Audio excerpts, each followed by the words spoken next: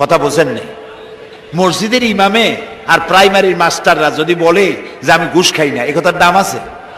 আপনারে ঘুষ দেয় কিনা?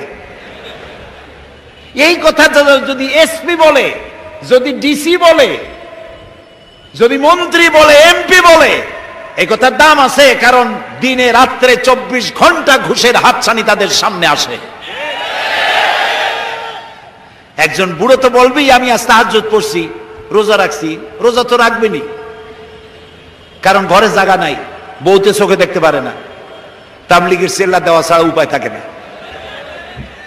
তাহাজ্জুদ পড়ার জন্য রাতের বেলা উঠে আর ঘুম আসে না, তাহাজ্জুদ ছাড়া করবেনটা কি?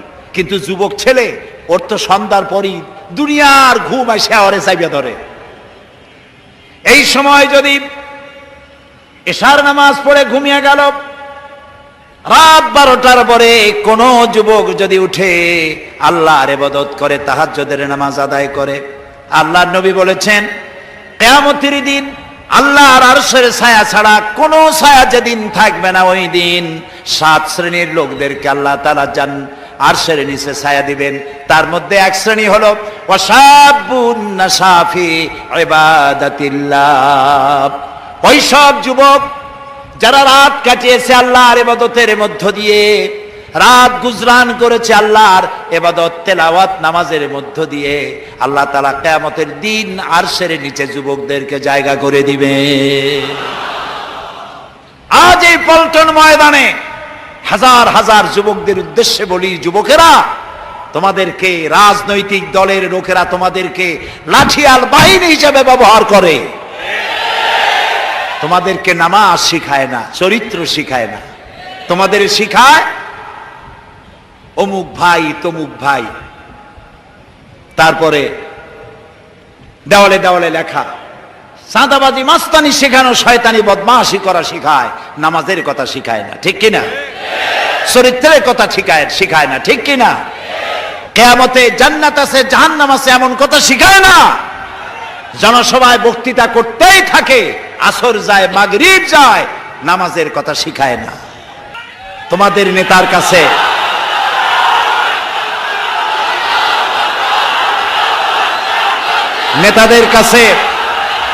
নেতাদের কাছে এই প্রশ্ন করা উচিত, নেতাদের কাছে এই প্রশ্ন করা উচিত, তোমার বাপের নামে দাদার নামে রাজনীতির নামে হাজারে স্লোগান আমাদের দিয়ে দেওয়াও, কিন্তু এই বিশাল আকাশটার মালিক, আমার জীবনের মালিক আল্লাহর নামে স্লোগান দিতে পারি না কেন?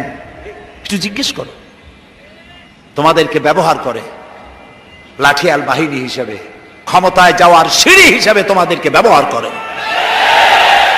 এই ক্ষমতায় যাওয়ার উন্মাদ এই দলগুলি থেকে বেরিয়ে আসো। তোমরা তো খাব্বাব খোবাইবের উত্তরসূরি, তোমরা হযরত বেলালের উত্তরসূরি, তোমরা সূর্য সেনের উত্তরসূরি নও, রবীন্দ্রনাথের উত্তরসূরি নও, খালিদ বিন ওলীদের উত্তরসূরি, শরীয়তুল্লাহর উত্তরসূরি, খান জাহান আলী এবং শাহজালালের উত্তরসূরি তোমরা, গৌর গোবিন্দের উত্তরসূরি তোমরা নও।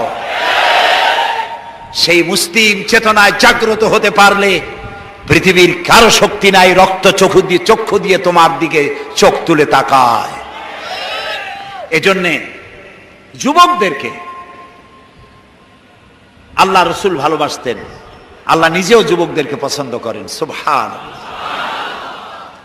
হযরতে লোকমানের সব থেকে বড় টার্গেট হচ্ছে সেই যুবশক্তি। রাসূল করিম সাল্লাল্লাহু আলাইহি সাল্লামের কাছে এই যে রাসূলুল্লাহ বললেন যে আল্লাহ আমাকে তার দ্বীন প্রতিষ্ঠার জন্য পাঠিয়েছিলেন, এই দ্বীন প্রতিষ্ঠার কাজে আমাকে সহযোগিতা করেছে আমার যুবকেরা, আর বিরোধিতা করেছে কারা? বুড়োরা। একজন যুবক দেখেন, রাসূলুল্লাহ মুতার প্রান্তরে যুদ্ধ হবে, যুদ্ধের দামামা বেজে উঠেছে, যুদ্ধটা হবে রোমানদের সাথে। 1,00,000 রোমান সৈন্য যুদ্ধ করতে এসেছে মুতার প্রান্তরে। রাসূলুল্লাহ মাত্র 3,000 সৈন্য রেডি করলেন। ওরা আসছে কত? আর রাসূল তৈরি করলেন মাত্র 3,000। এবং এই যুদ্ধে রাসূলুল্লাহ নিজে যাবেন না, এখানে তিনি সেনাপতি নির্বাচন করার জন্য বললেন, যায়েদ কোথায়? যায়েদ দাঁড়িয়ে গেলেন, রাসূলুল্লাহ, ইয়া রাসূলুল্লাহ, আমি হাজির। রাসূলুল্লাহ বললেন, জাফর কোথায়? তিনি বললেন, লাব্বাইক ওয়া সাদাইক, চাচাতো ভাই জাফর, সব যুবক, আমি হাজির। রাসূলুল্লাহ প্রশ্ন করলেন, আব্দুল্লাহ ইবনে রাওয়াহা কোথায়? তিনি বললেন, লাব্বাইক ওয়া সাদাইক, আমরা হাজির। রাসূলুল্লাহ বললেন, যায়েদ হবে প্রথম সেনাপতি, তারপরে জাফর, এরপরে আব্দুল্লাহ বিন রাওয়াহা। যুদ্ধের সেনাপতি লাগে কয়জন? রাসূলুল্লাহ বানাইলো কয়জন? তিনজন। বুঝতে পারলেন, তিনি সেখানেই সিদ্ধান্ত নিলেন, এই তিনজনও যদি না থাকে তাহলে চতুর্থ তোমরা মাঠে আর একজন বানাই নিও। তাহলে এর দ্বারা বোঝা গেল যে তিনজন শহীদ হয়ে যাবে। রাসূলুল্লাহ বলছেন, সুবহানাল্লাহ বলেন, তিনজন শহীদ হবেন, কোনো সন্দেহ নাই, বুঝতে কারো বাকি নেই। রাসূলুল্লাহ বললেন, তোমরা যাও, তিনজন গিয়ে তোমরা তোমাদের মা বাবা স্ত্রীর কাছ থেকে বিদায় নিয়ে আসো। সুবহানাল্লাহ। হযরতে যায়েদ বললেন, ইয়া রাসূলুল্লাহ, আমার তো আর যাওয়ার জায়গা নাই, আপনি আমার পিতা, হযরত আয়েশা আমার মা, আপনি নির্দেশ করেছেন, সামি'না ওয়া আতানা, শুনছি এবং আমার মাথাকে অবনত করে দিলাম আপনার হুকুমের সামনে। হযরতে জাফর চলে গেলেন নিজের বাড়িতে, স্ত্রীকে ডেকে বললেন, স্ত্রী, রাসূলুল্লাহ আমাকে নির্দেশ করেছেন মুতার প্রান্তরে যুদ্ধে যাওয়ার জন্য, আমি চলে যাব, তোমার কাছে বলতে এলাম। রাসূলুল্লাহ নির্দেশ না করলে বলতেও আসতাম না। আমি যদি শহীদ হয়ে যাই, আমি যদি আর না ফিরি, আমার সন্তানগুলিকে আমার রাস্তায়ও, এই রাস্তায়, দ্বীনের রাস্তায় তাদেরকে তৈরি করবে। স্ত্রী বলছেন, হে আমার স্বামী, রাসূলুল্লাহ নির্দেশ করেছেন জিহাদের ময়দানে যাওয়ার জন্য, আমি আপনাকে বাধা দেওয়ার হিম্মত রাখি না, তবে আমি আল্লাহর কাছে হাত তুলে বলি। তিনি দোয়া করতে লাগলেন, রব্বুল আলামিন, আমার স্বামী রাসূলুল্লাহর নির্দেশে জিহাদের ময়দানে যেতেছেন, তুমি মেহেরবানি করে আমার স্বামীকে জিহাদের গাজী বানায়া আমার কাছে ফিরাইয়া দিও। হযরতে জাফর তরবারিটা খাপের মধ্য থেকে বের করে তরবারির উল্টা দিক দিয়া স্ত্রীর মোনাজাত করা অবস্থায় তার হাতের উপরে মৃদু আঘাত করলেন আর বললেন, স্ত্রী হাত নামাও, উল্টা দোয়া করো না। রাসূলুল্লাহ আমার নাম দ্বিতীয় নম্বরে বলেছেন, আমার আগেও একজন আছে, পরেও একজন আছে, মুতার প্রান্তরে আমি যে শহীদ হব তাতে কোনো সন্দেহ নাই, উল্টা দোয়া করো না, বরং আমার শাহাদাত মঞ্জুরের জন্য দোয়া করো, আর এই আমার সন্তানগুলিকে দ্বীনের রাস্তায় পরিচালিত করো, আর আমি তোমার কোনো হক আদায় করতে পারি নাই, আমারে মাফ করে দিও। হযরতে জাফর সালাম দিয়ে চললেন, পিছনে স্ত্রী কাটা কবুতরের মতো ছটফট করছে, আর ছোট ছোট বাচ্চারা পিছনে দৌড়াচ্ছে, আব্বা আব্বা বলে কাঁদতেছে। হযরতে জাফর পিছনের দিকে একবার ফিরে তাকায়, দেখলেন না কে কান্দে কে দৌড়ায়। যুবক আব্দুল্লাহ বিন রাওয়াহা, তিনি নতুন বিবাহ করেছেন, আজকের রাত তার বাসর সজ্জার রাত। রাসূলুল্লাহ হুকুম করেছেন জিহাদে যেতে হবে। তিনি চলে গেলেন নিজের বাড়িতে। বাড়ি গিয়ে শুনতে পান রাতের বেলায় স্ত্রী তেলাওয়াত করতেছেন কোরআনে কারীম। হযরতে আব্দুল্লাহ বলছেন, স্ত্রী একটু কোরআন পড়া বন্ধ করো, আমার কথা শোনো, আল্লাহর নবী আমাকে জিহাদের জন্য যাওয়ার জন্য আমাকে নির্দেশ করেছেন, আমি জিহাদে চলে যাচ্ছি। তোমার সঙ্গে বিবাহ হয়েছিল, আমি তোমার কোনো হক আদায় করতে পারি নাই, এজন্য আমারে তুমি মাফ করে দিও। স্ত্রী বলল, প্রাণের স্বামী, আমি শুনেছি এই মদিনায় আপনি সুপুরুষ, এক সুদর্শন যুবক, প্রাণ ভরে একবার দেখতেও পারি নাই, আপনি একবার আমার রুমের ভিতরে আসেন, আপনার চেহারাটা আমি একটু দেখে নেই। স্বামী বললেন, আমি তোমার রুমে ঢুকবো না, আমি তোমার রুমের ভিতরে যাব না, আমি এখনই যুদ্ধে রওনা করব। স্ত্রী বলছেন, প্রাণের স্বামী, রুমের ভিতরে প্রবেশ করলে পরে আমি কোনো প্রেম নিবেদন করব না, শুধু একবার চেহারাটা ভালো করে দেখে রাখতে চাই, কারণ কিয়ামতের ময়দানে আমি যেন আপনাকে স্বামী বলে চিনে নিতে পারি। হযরত আব্দুল্লাহ বলছেন, প্রিয়তমা স্ত্রী শোনো, যদি তোমার এই ধারণাই হয়, এই নিয়ত যদি থাকে, আর আমার শাহাদাতের পরে যদি তুমি সবর করতে পারো, আমাকে আর দেখার দরকার নাই। আল্লাহ যদি আমার শাহাদাত মঞ্জুর করেন, তাহলে কিয়ামতের দিন জান্নাতের ভেতরে তোমাকে আমাকে স্বামী স্ত্রী হিসাবে আল্লাহই পরিচয় করাইয়া দিবে। হযরত আব্দুল্লাহ চলে গেলেন জিহাদের ময়দানে। যুদ্ধ শুরু হয়ে গেল। 3000 সৈন্য রাসূলুল্লাহর পাঠানো সাহাবীদের প্রচন্ড আক্রমণে রোমান সৈন্যরা পালায়ে কুল পাচ্ছে না। হযরতে যায়েদ শহীদ হলেন।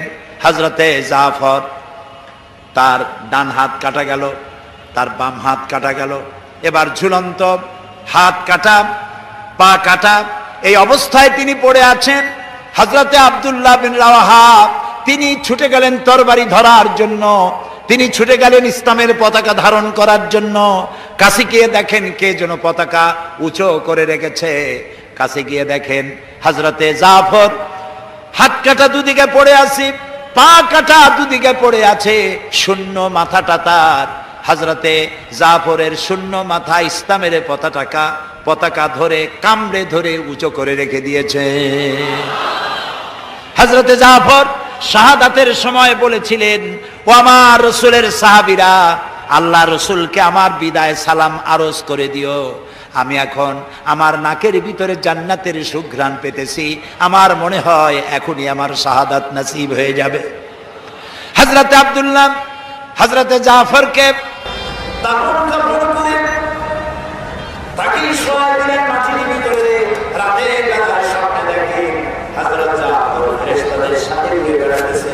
হযরতে আব্দুল্লাহ জিজ্ঞেস করেন, স্বপ্নের ভিতরে হযরতে আবু হুরায়রা স্বপ্নে দেখতেছিলেন রাসূলুল্লাহ সাহাবী হযরতে জাফর ফেরেশতাদের সাথে ঘুরে বেড়াচ্ছে। তিনি প্রশ্ন করলেন, ও জাফর, তোমার শাহাদাতের পরে আল্লাহ তোমার সাথে কি ব্যবহার করেছেন?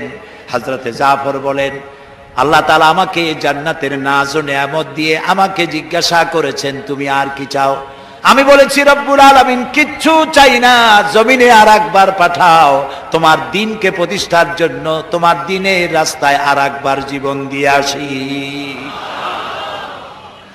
যুবকদের জন্য আল্লাহ তাআলা যুবকদেরকে ভালোবাসেন, আল্লাহর নবী যুবকদেরকে ভালোবাসেন। সেই যুবকদেরকে টার্গেট করেছেন হযরতে লোকমান। তাই আল্লাহ তাআলা লোকমানের নসিহতকে পছন্দ করে কোরআনের মধ্যে জায়গা করে দিয়েছে। এই নসিহত থেকে আমাদেরকেও শিক্ষা নিতে হবে। কোরআনে কারীমে আল্লাহ তাআলা বলছেন, ওয়া আনজির আশীরাতাকাল আকরাবিন, তোমার নিকটবর্তী যারা তাদেরকে তুমি, তোমার সন্তান সন্ততি তাদেরকে সতর্ক করো, জাহান্নামের আগুন থেকে তাদেরকে রক্ষা করো, আল্লাহর দিকে আহ্বান করো। আল্লাহ রাব্বুল আলামিন বলেন, ইয়া আইয়ুহাল্লাযীনা আমানু কু আনফুসাকুম ওয়া আহলিকুম নারা, হে বিশ্বাসীরা যারা ঈমান এনেছো শোনো, কু আনফুসাকুম, তুমি নিজেকে জাহান্নামের আগুন থেকে বাঁচাও, ওয়া আহলিকুম নারা, আর তোমাদের আহাল পরিবর্গ সন্তান সন্ততিদেরকেও জাহান্নামের আগুন থেকে তাদেরকে বাঁচাও। আমরা কি সেই চেষ্টা করতেছি? এবার কিন্তু জবাব দিতে পারিনি, আমরা করতে পারতেছি না।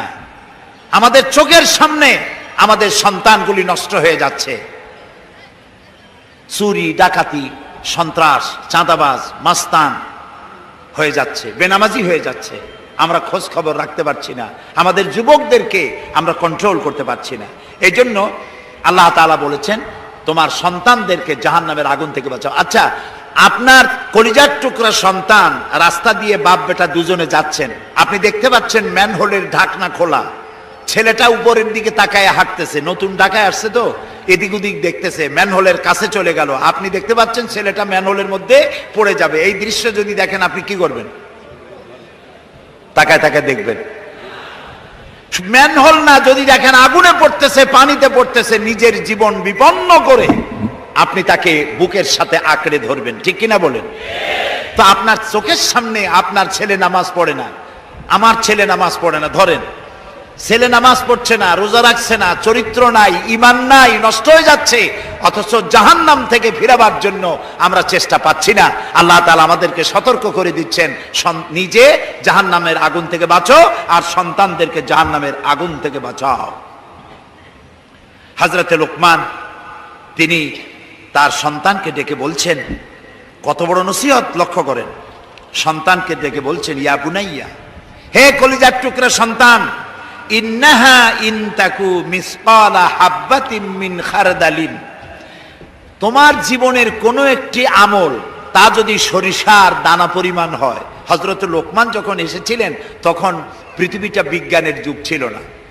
নবী করিম সাল্লাল্লাহু আলাইহি সাল্লাম বিজ্ঞানের যুগে আসেন নাই, কিন্তু তারপরে আর কোন নবী আসবেন না বলে আল্লাহ তাআলা সরিষার দানার কথা ব্যবহার করেন নাই, জাররা শব্দ ব্যবহার করেছেন। জাররা হচ্ছে পরমাণু, অণু, পরমাণু পরিমাণ। ফামাইয়া আমাল মিসকালা জাররাতিন শাররাইয়ারা ওমাইয়া আমাল মিসকালা জাররাতিন শাররাই, প্রথমটা খায়রাইয়ারা। তো এখানে আল্লাহ তাআলা জাররা শব্দ ব্যবহার করেছেন, যেহেতু এখন বিজ্ঞানের যুগ, আর আল্লাহ তাআলার কাছে সবটাই, সমস্ত কাল হলো বর্তমান কাল, অতীত ভবিষ্যৎ বলে কোনো কাল নাই। এই জন্য নূহ আলাইহিস সালামের যুগটা ছিল বৈজ্ঞানিক যুগ, ছিল না হযরতে লোকমানের সময়। তাই আল্লাহ তাআলা সে সময় সরিষা পাওয়া যেত, সরিষার কথা বলেছেন। এখন তো অণু পরমাণু দিয়ে অ্যাটম বোমা তৈরি করা হয়, বিভিন্ন মারণাস্ত্র তৈরি হয়, সামান্য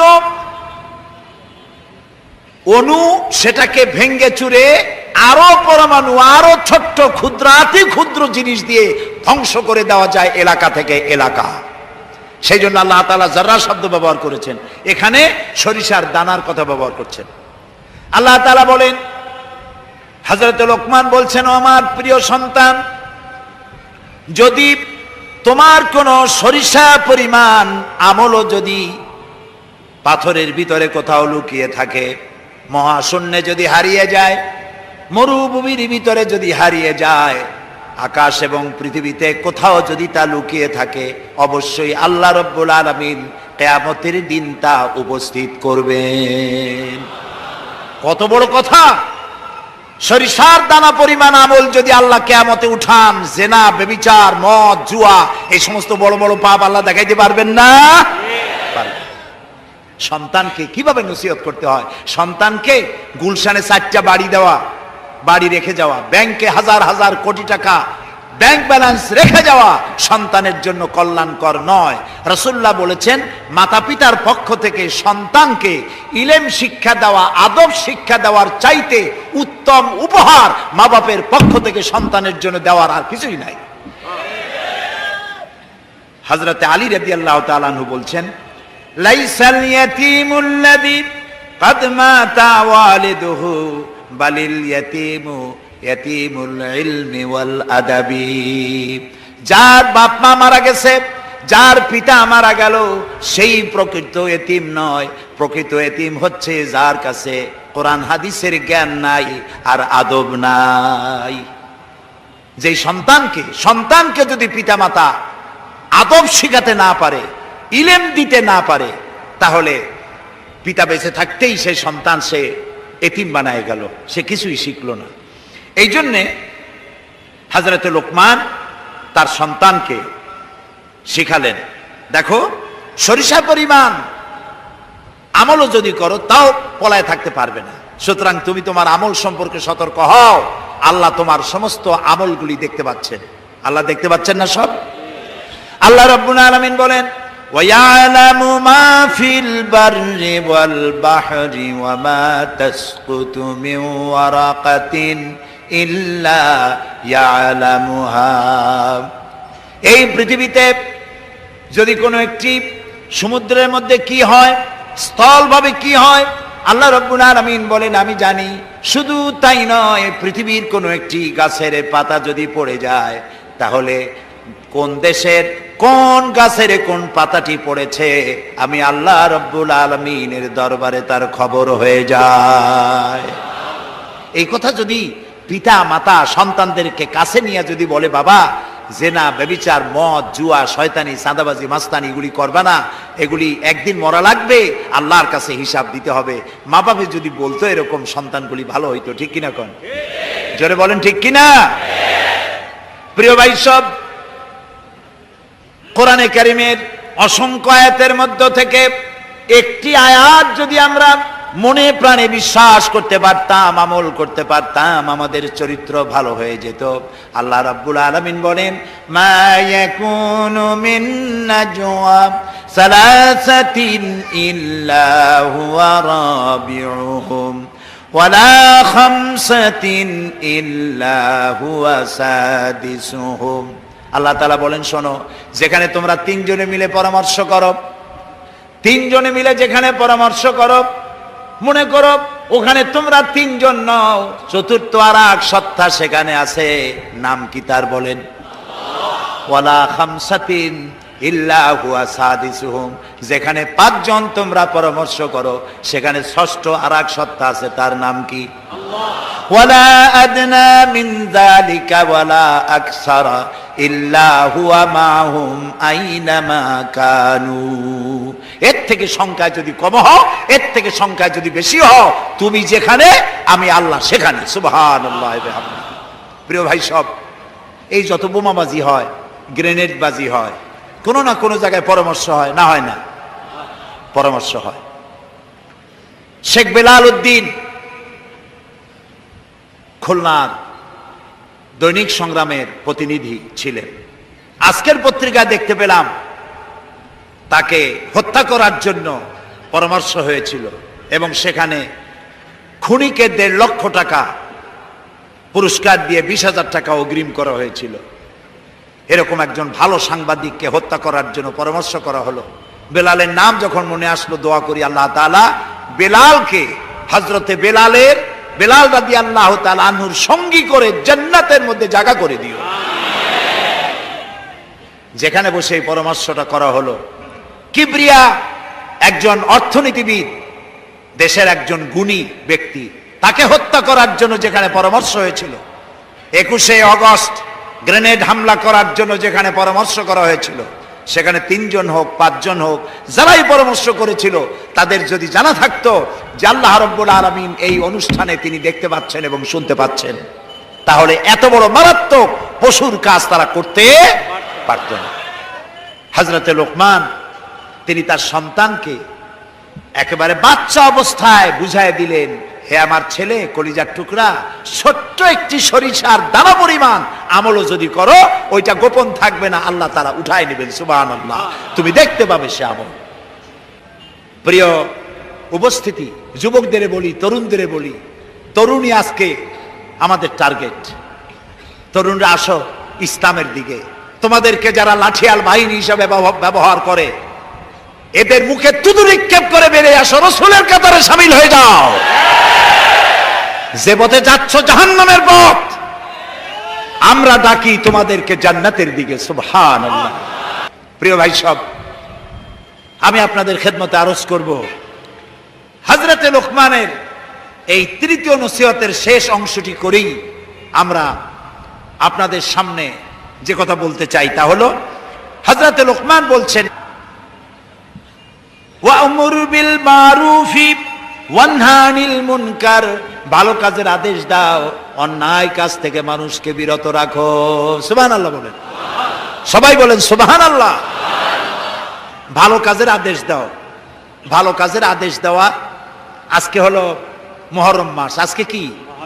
আর মাত্র একদিন পরে আশুরা হবে। হযরত ইমাম হোসাইন এবং তার সাথী সঙ্গী শাহাদায়ে কারবালার জন্য আমরা দোয়া করব।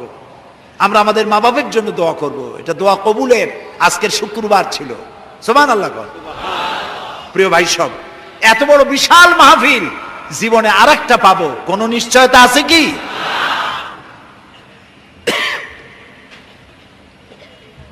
3 নম্বর নসিহতের শেষ অংশ হচ্ছে, হে প্রিয় বৎস, ভালো কাজের আদেশ করবা আর অন্যায় কাজের বিরোধিতা করবা। ভালো কাজের আদেশ আমরা এখন ভুলে গেছি, করি না। অন্যায় কাজ থেকেও মানুষকে ফিরায় রাখি না। অন্যায় চোখের সামনে হয়, তাও আমরা প্রতিবাদ করি না। এই প্রতিবাদী কণ্ঠ হতে হবে আমাদের। রাসূলুল্লাহ বলেছেন, মান রা মিনকুম মুনকারান ফালিয়ুগাইয়িরহু বিয়াদি ফাইন লাম ইয়াস্তাতি ফাবিলিসানি ফাইন লাম ইয়াস্তাতি ফাবিকলবি ওয়া যালিকা আযআফুল ঈমান। আমাদের কার কতটা ঈমান আছে তা পরিমাপ করার একটা থার্মোমিটার আছে। আপনারা জানেন জ্বর মাপে যে যন্ত্র দিয়া, সেটাকে কি বলা হয়? থার্মোমিটার। দুধ মাপে, অর্থাৎ দুধের মধ্যে পানি না পিওর দুধ তা মাপার জন্য একটা যন্ত্র আছে না, ওটারে কি বলে? ল্যাক্টোমিটার। এরপরে আবহাওয়া পরিমাপ করার জন্য, বৃষ্টি হবে কি হবে না ইত্যাদি পরিমাপের জন্য একটা যন্ত্র আছে, সেটার নাম কি? ব্যারোমিটার। প্রত্যেকটা জিনিস মাপার এরকম যন্ত্র আছে। ঈমান মাপারও একটা হাদিস আছে। সুবহানাল্লাহ গণ। ঈমানটা ফার্স্ট ক্লাস, সেকেন্ড ক্লাস আর থার্ড ক্লাস, এটা মাপার একটা হাদিস আছে। সেই হাদিসটা আমি পড়ে ফেলেছি আগেই। রাসূলুল্লাহ বলছেন, তোমাদের মধ্যে যদি কেউ শরীয়ত বিরোধী কাজ কেউ দেখতে পাও, দুই হাতে বাধা দাও। কি দিয়ে বাধা দাও? বলেন জোরে। শক্তি প্রয়োগ করে বাধা দাও। ফাইন লাম ইয়াস্তাতি, যদি তুমি তা না পারো তাহলে মুখ দিয়ে বাধা দাও। ফাইন লাম ইয়াস্তাতি, যদি তাও না পারো অন্তরে অন্তরে ঘৃণা করো। তবে অন্তরে অন্তরে ঘৃণা করে চুপ করে বসে থাকলে হবে না, মনে মনে ঘৃণা করে হোমওয়ার্ক করতে হবে। মনের মধ্যে এই চিন্তা রাখতে হবে যে এই অন্যায় কাজকে নির্মূল করার জন্য কি করা যায়, সে সম্পর্কে পরিকল্পনা নিতে হবে।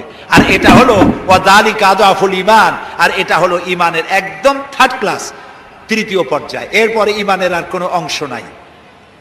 হযরতে লোকমান বলছেন, ওয়াসবির আলা মা আসাবাক, এরপরে তুমি সবর ইখতিয়ার করবে। সবর, ধৈর্য। ভালো কাজের আদেশ, অন্যায় কাজের নিষেধ, এর মধ্যে সবরের কথা আসলো কেন? সবরের কথা আসলো এই জন্য যে আপনি যখনই মানুষের ভালো কথা বলবেন তখনই আপনারে মানুষে গালি দিবে, মন্দ কথা বলবে। ইসলামের দাওয়াত দিবেন, বলবে যে মৌলবাদী। ঠিক কিনা? এখন তো কিছু দল আছে আমাদের দেশে, মৌলবাদ আর সাম্প্রদায়িক ছাড়া আর কিছু চোখেই দেখে না, খালি কয় মৌলবাদ মৌলবাদ মৌলবাদ মৌলবাদ। সাম্প্রদায়িক কি? সাম্প্রদায়িক হইছে? মৌলবাদ কি হইছে? ইসলাম পালন করলে, নামাজ রোজা করলে যদি মৌলবাদ হয়, তাহলে যারা গালি দেয় ওরা যদি নামাজ পড়ে তো ওরাও তো মৌলবাদী। সাম্প্রদায়িক কি হয়েছে? কেন সাম্প্রদায়িক করেন? বাংলাদেশে কি সাম্প্রদায়িকতা বলতে কিছু আছে? এই দেশেও যদি বলে সাম্প্রদায়িক সম্প্রীতি নাই, তাহলে সাম্প্রদায়িক সম্প্রীতি আছে কোন দেশে? ওই দেশের নামটা আমরা শুনতে চাই। বাংলাদেশ পৃথিবীর অন্যতম শ্রেষ্ঠ সাম্প্রদায়িক সম্প্রীতির একটি উজ্জ্বল দৃষ্টান্ত বহন করে চলছে এই বাংলাদেশ। আমরা 1947 সনে একবার স্বাধীন হয়েছি, আবার 71 সনে পূর্ণাঙ্গ স্বাধীনতা লাভ করেছি। ঠিক না ভাই? ওই একই 47-এ ভারতও স্বাধীন হয়েছে, আমরাও স্বাধীন হয়েছি।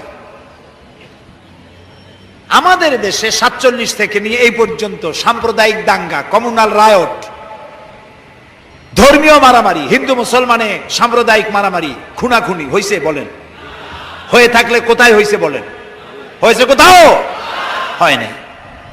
আর যে ভারত আমাদের প্রতিবেশী, 1947 থেকে এই পর্যন্ত সাম্প্রদায়িক দাঙ্গা হয়েছে সে দেশে 20,000 বারেরও বেশি। সেটা নিয়ে কোনো মাথা ব্যথা নেই, সমস্ত মাথা ব্যথা আমাদের দেশ নিয়ে। এইখানে খালি কয় সাম্প্রদায়িক। নামাজ যদি পড়ে, লোকেরা নামাজ পড়ে, রোজা রাখে, ইসলামের কথা বলে, সাম্প্রদায়িক মৌলবাদ এইসব কথা বলিয়া মানুষকে আর ধোকায় ফেলা যাবে না ইনশাআল্লাহ। এখন মানুষ অনেক জাগ্রত।